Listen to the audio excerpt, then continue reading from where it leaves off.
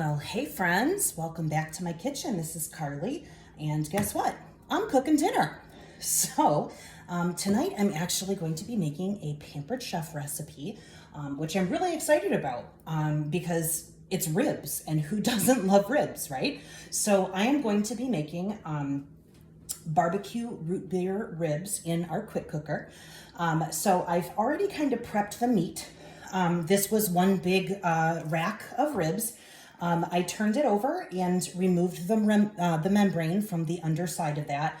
You might need to look that up. It's a little bit tricky if you're new to it. And then I did trim a little bit of the fat off of some of the ribs, just the extraneous stuff, just so that we didn't have too much, but ribs are kind of a fatty meat. So it's just kind of the nature of the beast. So what I'm going to do now is I'm going to dry rub my ribs, and in my 1 cup prep bowl here, I have our smoky barbecue sauce. And I'm just going to use this as a dry rub on all sides of each of my pieces of meat. It's about 3 tablespoons-ish of the rub. If you need a little less, if you need a little more, that's completely fine. Our rubs are absolutely fabulous. Smoky barbecue and smoky applewood are my absolute favorites. There's actually a list out there somewhere floating around. I'll have to see if I can find it, of like a list of consultants' favorites. So like people who obviously have been in the business for a while have actually done a poll to see what they like and what their favorite rubs are. But as I mentioned, mine are the smoky applewood and smoky barbecue. And, that's just kind of a personal preference. We've got some really cool other barbecue rubs. We've got Kansas City style barbecue, South Carolina style barbecue, and every one of them is absolutely fantastic depending on what your taste is. So you'll see that I've just rubbed that right in there. It's a nice dry rub. Kind of push it down into your meat and let that kind of settle in there. If there's like little portions under here, just kind of rub it in there. Fabulous. Now, what I'm going to do here with my funky fingers is I'm going to start adding my ingredients into my pot here. So this is just going to go straight in, all 4 pieces of my ribs. I'm actually going to put it fat side up because you want that fat to baste your meat as it's cooking, because baby, that's all the good stuff, right? Now, these are root beer barbecue ribs. So I am going to add, the recipe calls for 6 ounces. If you get the small cans, like the mini cans, it's 7.5 ounces, which, if you want to take a couple sips out of it or something, like, go for it. But I'm just going to use the entire can. And then this is 1 cup of whatever style barbecue sauce you like. And I'm just going to kind of pour that right over my ribs. That's looking lovely. Now, what I need to do is go over to the quick cooker and show you how to put these in and how to set the timer for them. So I have put the inner pot into the quick cooker, as you can see, and the quick cooker is plugged in, so you will see that the blue lights are kind of flashing. It looks confused, doesn't it? Yeah, because it doesn't know what it's supposed to do yet. I haven't programmed it. So the first thing I'm going to do is I'm going to put the lid on. It goes on kind of sideways, and then find the sweet spot. And then when you click it, it's singing me a song. Did you hear it? When you click it forward and it gets flush, then you know it's closed. Open, you go this way. Closed, you go this way. Now I'm going to check to make sure that everything is ready. See this button? That's my steam release valve. It has to be flush with the top. If it's pushed down, this is going to pop up and steam will not be able to build up. So you release it like that. You make sure that these little icons match up and that this is nice and tight down. You'll see that my plunger is down, so this is not pressurized because we haven't started it yet. So what I'm going to do is I'm going to come down here. You see the little toggle, and I am going to be looking for the beef pork setting. So all I'm going to do is just toggle this until the blue line reaches the beef and pork setting, as you see right there. Now, this thing is ready to go, and if you want to see how quick and easy it is, 35 minutes. 35 minutes for fall off the bone ribs. Like, that's insane, right? So the next thing I'm gonna do is go ahead and start this up.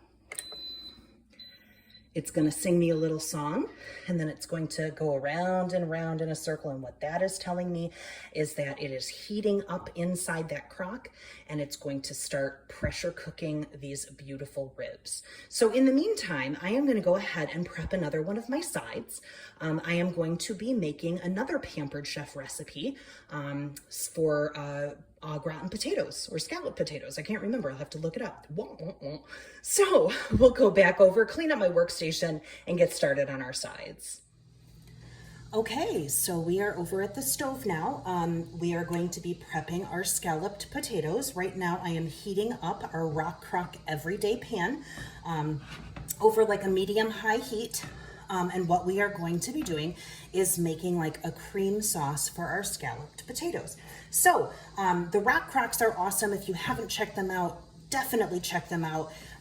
This is the everyday pan. There's a Dutch oven, there's a round grill stone, there's all kinds of these. They go on the grill, they go in the oven, they go under the broiler, they go in the microwave, they go on the stovetop, they go everywhere. And then afterwards, you throw them in the dishwasher and clean up is a breeze. It's really fabulous. Plus, the everyday pan, the one that I'm using tonight, as well as the Dutch oven, also have a slow cooker base. So if you're interested in using them as a slow cooker, when I say they do everything, they really do everything. So right now I have 3 cups of, this is whole milk.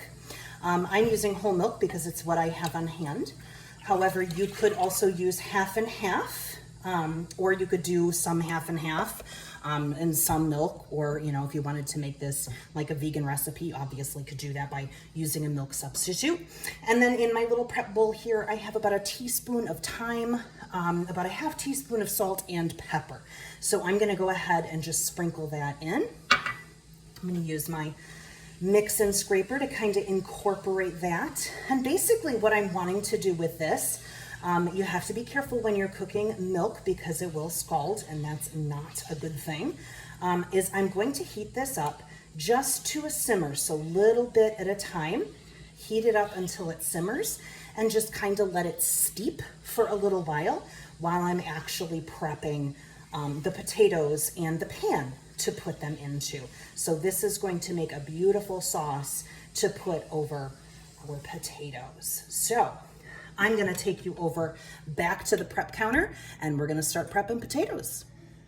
So the easiest part of this actually is making the scalloped or cutting the scalloped potatoes. And the reason for that is because I have my rapid prep mandolin. It actually took me longer to peel my potatoes than it will to actually cut them for the scalloped potatoes. Normally you'd have to use a knife and cut them all kind of in even slices, and that can take forever.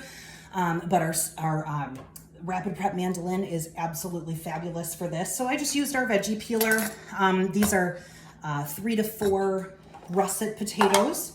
Those are the potatoes that we're using tonight. So you put one of the potatoes right in the hopper. Now on the back of this rapid prep mandolin, there is a dial. I turned it to chop, so it'll just chop slices. And then you have 8 settings for thickness. I chose setting number 2 because I want these to be pretty thin. I'm gonna make sure that it's not too thin by just doing 1 or 2 chops. So let's start this. So that's what we have. Isn't that lovely? I think that's just about what I'm looking for. So I'm gonna go ahead and continue to chop my potatoes for my scalloped potatoes. Look at that. Got a little clinger. There it is. Isn't that great? So you do 4 of these. Oop, get in there, you crazy maniac. This one wants to escape. You can't get away.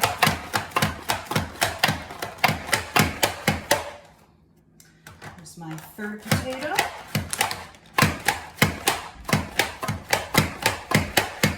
And my 4th potato.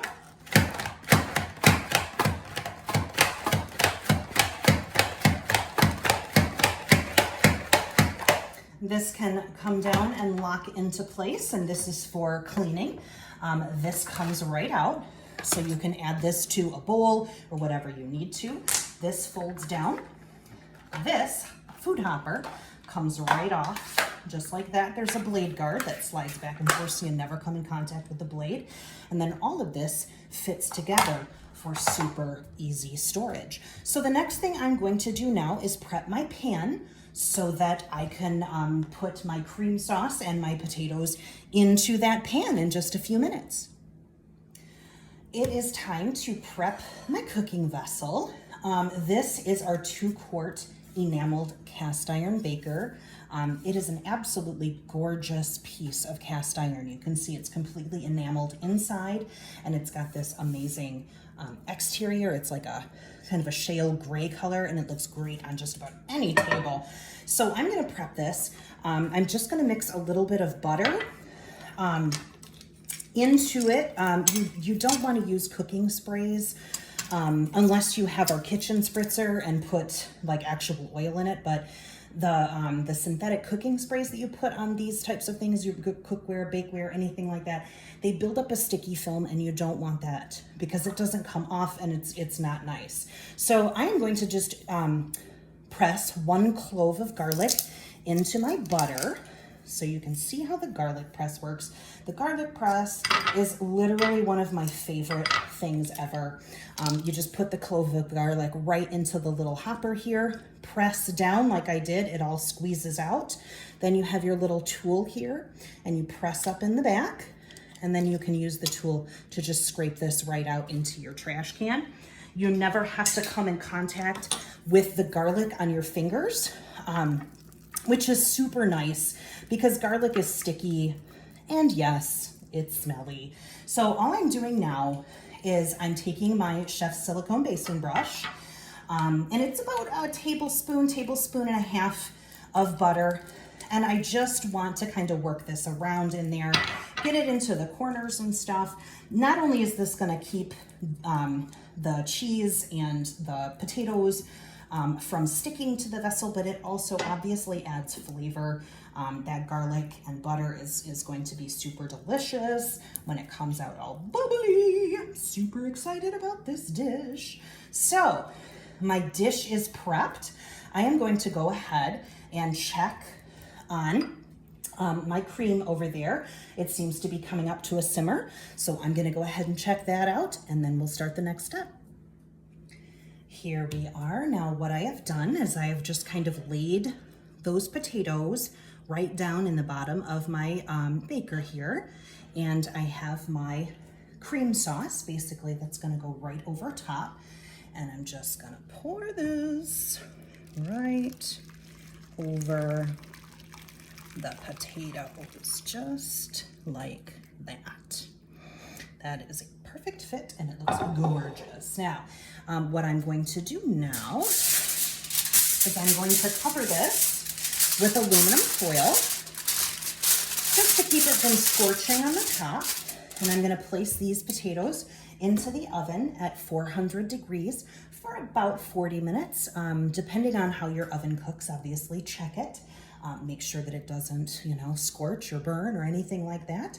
So while this is cooking and my ribs are cooking, I'm gonna go do something else so dinner can just kind of cook itself. Okay, friends, so I just pulled these gorgeous ribs out of the quick cooker. They are so tender. Look at that. They're just falling apart. Oh my God, I'm so excited. So what I'm doing now is I put my quick cooker on sear, and that is warming up the hot plate in the bottom. And you can see I've brought all of those gorgeous juices that were in the bottom. Remember, we have root beer, there we go. We have barbecue sauce down in there, and then of course all of the meat juices that have dripped down. And what I want to do here is just kind of reduce this down so it's a little bit thicker, because what I'm going to do next is I am going to reserve some of this liquid, and I'm going to brush it onto my beautiful ribs, and then put these under the broiler for just a moment to kind of kiss that and caramelize that, the tops of these. So it's just absolutely gorgeous.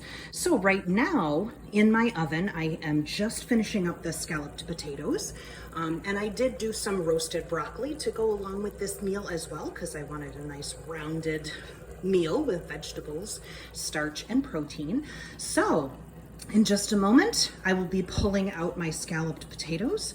I will be reserving some of this liquid and brushing it on to my beautiful ribs, and then we will be finishing our dinner. I have just pulled out my scalloped potatoes. About 15 minutes ago, I sprinkled a little bit of grated Parmesan cheese over the top. So you'll see that brown crust kind of forming and all those bubbles all around the edge. Oh my goodness. So I'm gonna let this rest for just a few minutes while I get my ribs ready. And then I also, on my large bar pan, went ahead and roasted some broccoli. There's no recipe for this, just chop your broccoli, little touch of olive oil and salt, pepper, spices if you would like to, and it's going to sit for a few minutes while I broil my ribs. Because it's on the large bar pan, ooh, that's pretty hot, they're going to stay warm because not only our cast iron, but also our stoneware retains heat so well. So I pulled these out just a minute ago while I'm going to go ahead and broil my ribs in just a moment. And these will still be nice and bubbly warm by the time our ribs are done. So I have reserved some of my sauce here that was just reducing in the quick cooker on the sear cycle. And all I'm gonna do now is take some of this beautiful sauce and put it right on to my ribs. There will be some sauce left over. I plan to serve that nice and warm on the side, so that if anybody wants a little extra saucy ribs, they can go ahead and, add that. The sauce is a little thin, as you can tell, partially because it's screaming hot, but so this will thicken upon standing.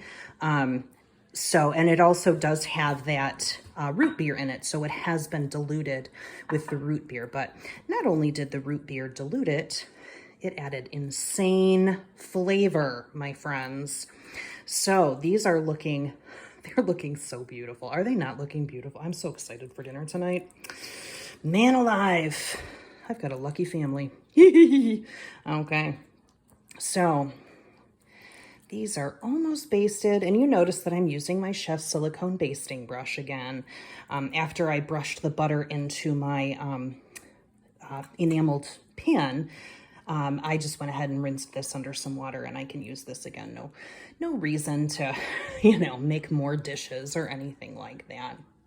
So I have started my oven on broil, and I've just let that heat up for a minute. I just pulled my other things out of the oven, and I'm slathering these, and that can just sit there for a moment. I'm gonna go ahead and pop these under the broiler for 5 or 6 minutes until they get nice and caramelized, and then it'll be time for dinner.